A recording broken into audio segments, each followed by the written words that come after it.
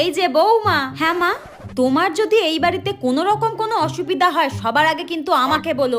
আমি কিন্তু আর 5টা শাশুড়ির মতো নই, আমি কিন্তু খুব মডার্ন। হ্যাঁ ঠিক আছে তো বৌমা। আচ্ছা মা, আমি আবার এই পাড়ার দরজাল শাশুড়িদের মতো নই।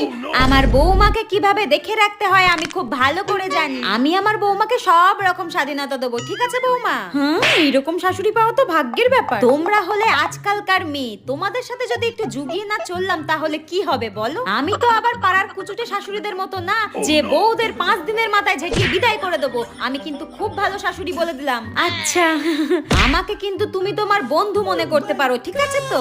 ওকে, তাহলে আমার একটা প্রশ্ন আছে। তা তুই বিয়ের আগে কটা প্রেম করেছিলিস?